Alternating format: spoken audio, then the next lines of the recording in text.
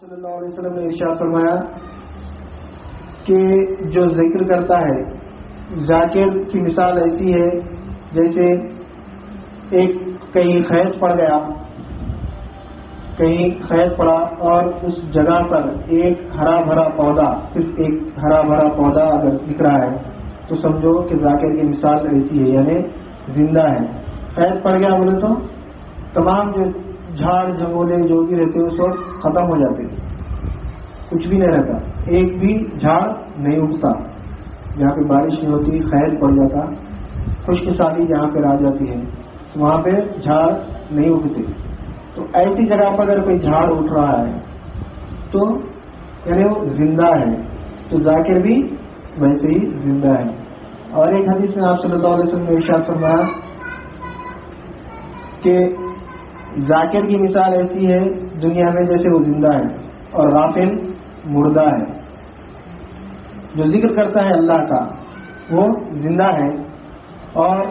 جو غافل ہے وہ مردہ ہے۔ تو اللہ تعالیٰ ہم کو ذکر کرنے کا موقع دیا، یعنی ہم زندوں میں جیسے شامل ہو رہے ہیں۔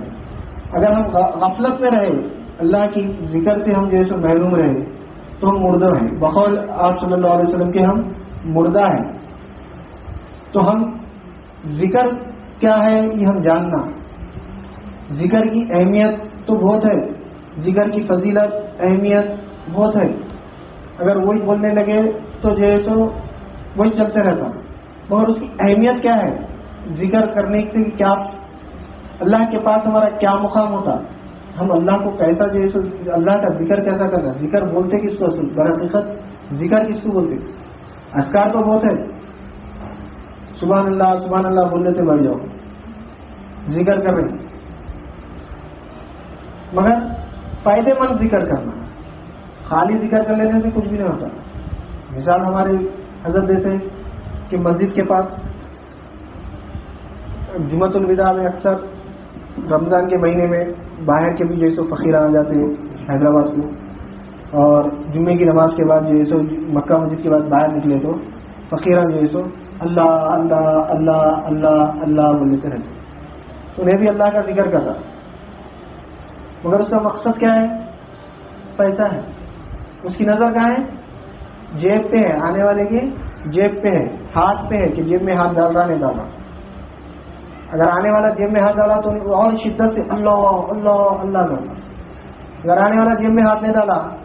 تو جیسے اس کو چھوڑ کے دوسرے کی طرف دیکھتا کون اور آ رہا ہے، یعنی ابھی میرے کو دینے والا نہیں ہے۔ انہیں اللہ اللہ تو جیسے خالی جو ہے تو لوگوں کو متوجہ کرنے کے لیے ہو رہا، اپنی طرف پلٹنے کے لیے، اس کی آواز سن کے جتنی تکلیف سے انہیں اللہ اللہ کا جیسے ورد کریں گا لوگ اس کی طرف دیکھنا، تو وہ ذکر فائدے مند نہیں ہے، اس کو کچھ بھی فائدہ نہیں دیتا وہ ذکر۔ مگر جو ذکر حقیقی جو ذکر ہے وہ ذکر اگر ہم سمجھے کیا ہے تو جیسے ہمارے لیے فائدے مند ہے۔ ذکر کو اگر ہم نہیں سمجھے ذکر کس کو بولتے تو پھر ہم خالی کوئی فقیر میں اور ہمارے میں کچھ بھی فرق نہیں رہتا، فقیر میں اور ہمارے میں کچھ بھی فرق نہیں رہتا۔ ہم فقیر جیسا ذکر کر رہا ویسا ذکر نہیں کرنا ہے، ہم کو اللہ جس کا ہم ذکر کر رہے ہیں اس کو پا لینا، جس کا ذکر ہم کر رہے ہیں اس کو پا لینا، خالی ذکر کر لیتے بیٹھے ہوئے تو کچھ بھی فائدہ نہیں۔ دنیا میں مثال سمجھنے کے واسطے کہ ایک لڑکا ایک لڑکی پہ عاشق ہو گیا تو نے جو ہے اس کا ذکر کر لیتے بیٹھا تو نہیں ہوتا، جا کے اس کو حاصل کرنا نہیں، لیلا مجنو لیلا لیلا لیلا لیلا بول دیتے اگر بیٹھا تو لیلا ملتی، اس کو نہیں ملتی، لیلا کے پاس جانا پڑتا۔